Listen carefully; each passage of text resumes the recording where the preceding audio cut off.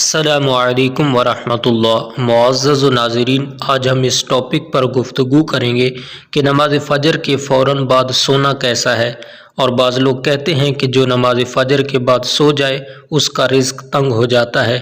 دیکھیں، نماز فجر کے بعد سونا جائز ہے، حرام نہیں ہے، لیکن طلوع فجر سے لے کے طلوع آفتاب تک، یعنی فجر کی نماز کا وقت شروع ہونے سے لے کر سورج کے نکلنے تک، یہ جو وقت ہے یہ بہت برکت والا وقت ہے۔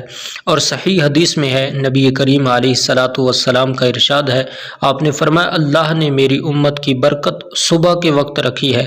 اور ناظرین کرام، ہم نے یہ بھی دیکھنا ہے کہ نبی کریم علیہ الصلاۃ والسلام کی سنت مبارکہ کیا ہے۔ تو صحیح مسلم میں ہے کہ نبی علیہ الصلاۃ والسلام کا معمول تھا کہ آپ نماز فجر پڑھنے کے بعد بیٹھ جاتے، ذکر و اذکار کرتے، اور جب سورج نکل آتا پھر آپ نماز اشراق پڑھتے۔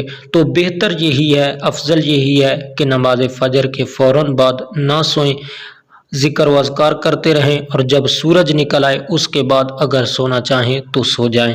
اور یہ بھی یاد رکھیں کہ اگر کوئی بندہ نماز فجر کے فوراً بعد سو جاتا ہے تو وہ گناہ گار نہیں ہے، اور نماز فجر کے فوراً بعد سو جانا گناہ نہیں ہے۔ اور سننے کو ملتا ہے کہ اس کا رزق تنگ ہو جاتا ہے، تو ایسا بھی نہیں ہے۔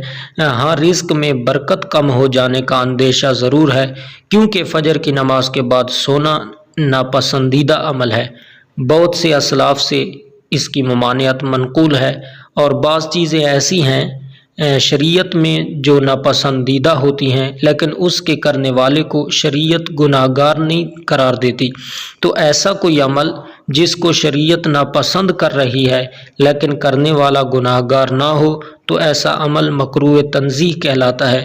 اور یہ بھی اس صورت میں مکروہ تنزیہ کہلائے گا کہ اگر کوئی بندہ ساری رات سویا رہے، پھر صبح اٹھے نماز پڑھ کے، پھر بلا عذر، کوئی عذر بھی نہیں، پھر بندہ سو جائے، تو پھر مکروہ تنزیہ ہوگا۔